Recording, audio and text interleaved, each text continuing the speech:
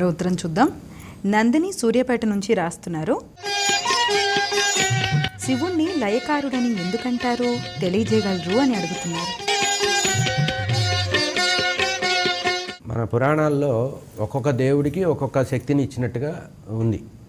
మనం దేవి భాగవతం కానీ శివపురాణం కానీ ఇతర పురాణాలను గమనించినట్లయితే సృష్టి స్థితి లయాలని 3 ఉన్నాయి. సత్వరజస్తమో గుణాలు ఉన్నట్లే గుణాలు 3, అట్లాగే స్థితులు కూడా 3. సృష్టికి బ్రహ్మని, వ్యవహారానికి విష్ణుమూర్తిని, లయానికి శంకరుణ్ణి ప్రతీకగా పెట్టారు. అంతమాత్రం చేత ఆయన లయకారుడు మాత్రమే కాదు, లయకారుడు కూడా. ఉదాహరణకి మహాభారతంలో కథని ఆలోచించినప్పుడు, మహాభారత యుద్ధం జరుగుతున్నప్పుడు అర్జునుడు ఒక ప్రశ్న వేశాడు కృష్ణుణ్ణి. బావగారు, నువ్వు రథం నడుపుతున్నప్పుడు నేను యుద్ధం చేస్తున్నాను, బాణాలు వేస్తున్నాను, ఏమో చేస్తున్నాను. నేను బాణం వేసి చంపే లోపలే ఒక పెద్ద ఆయన ఎదురుగా త్రిశూలంతో నిలబడి పెద్ద అడుగులు వేసుకుంటూ వెళుతూ వాళ్ళని ముందే లోపలికి లయం చేస్తున్నట్టుగా, త్రిశూలానికి లయం చేస్తున్నట్టుగా అనిపించారు.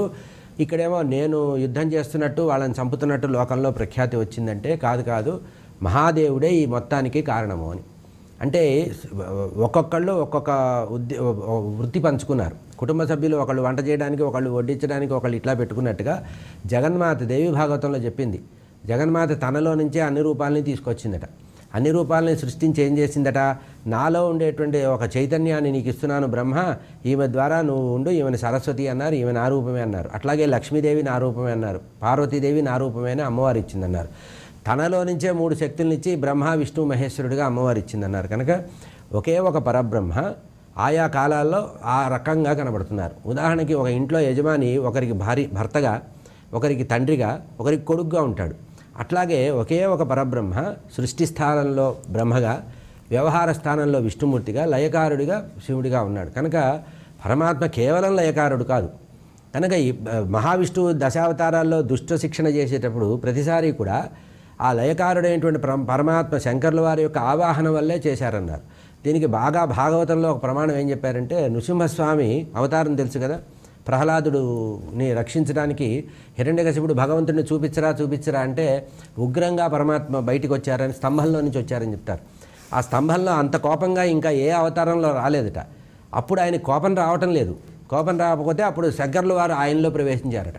ఆయనలో ప్రవేశించి ఆయన ద్వారా హిరణ్యకశిపుని సంహరింపజేశారన్నారు. కనుక లయకారుడు అంటే ఈ మొత్తం బ్రహ్మాండాన్నంతా కూడా తనలో లయం చేసుకునేవాడు అని అర్థం. అంతేగాని చంపేవాడని కాదు. సృష్టి జరిగిన తర్వాత, సృష్టి వ్యవహారం అయిన తర్వాత, సృష్టి పరిణామక్రమం అంతా అయిపోయిన తర్వాత ఎక్కడి నుంచి వచ్చిందో అక్కడికి వెళ్ళిపోవడానికి ఆయన శుభం కార్డు వేయడం అనమాట. ఒక రకంగా చివరిలో శుభం కార్డు వేస్తామే, అట్లా లయము అంటే తనలోకి మొత్తం తీసేసుకునేవాడని అర్థం. తనలోకి తాను ఆ మొత్తం యావత్ బ్రహ్మాండాన్ని కూడా తనలోకి లోపలిగా వశం చేసుకునేవాడే లయకారుడు. అంతేగాని అశుభకారుడుగా లయకారుడిగా చెప్పకూడదు ఇక్కడ. అంటే ఆయన సుపీరియర్ అన్నమాట. వీళ్ళంతా పుట్టించగలరు, వ్యవహరించగలరే కానీ ఆయన తలుచుకుంటే ఇంకా ఏం మిగలదని. కనుక లయము అంటే ఒక బ్రహ్మాండం అంతా కూడా ఎక్కడి నుంచి వచ్చిందో అక్కడికి వెళ్ళిపోవడం, వచ్చిన చోటికే వెళ్ళిపోవడం. అంటే పరబ్రహ్మలోనే ఈ సృష్టి అంతా జరిగింది, ఆ పరబ్రహ్మలోకి వెళ్ళిపోతుంది. కనుక వెళ్ళిపోవడం అని అర్థం. అది ఉపసంహరణ లాంటిది. సృష్టిని ఉపసంహరించేటువంటి ఆ అధికారాన్ని శంకరుడికి ఇచ్చారు. కనుక ఆయన లయకారుడు అన్నారు. లయకారుడు అనే దానికి శుభంగానే భావన చేయాలి.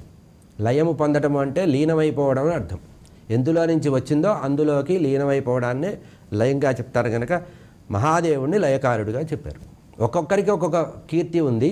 అట్లా వ్యవహార స్థితి విష్ణుమూర్తికి వచ్చింది, లయస్థితి శంకర్ల వారికి వచ్చింది. కానీ ముగ్గురు ఒకటే. ముగ్గురిని కలిపే పరబ్రహ్మాన్నం మనం. బ్రహ్మ విష్ణు మహేశ్వరులకి మూల కారణం ఎవరంటే పరబ్రహ్మ. ఆ పరబ్రహ్మనే బ్రహ్మగా ఉన్నాడు, ఆ పరబ్రహ్మే విష్ణువుగా ఉన్నాడు, ఆ పరబ్రహ్మే శంకరుడిగా ఉన్నాడు. ఆయనే లయ. గురుగారు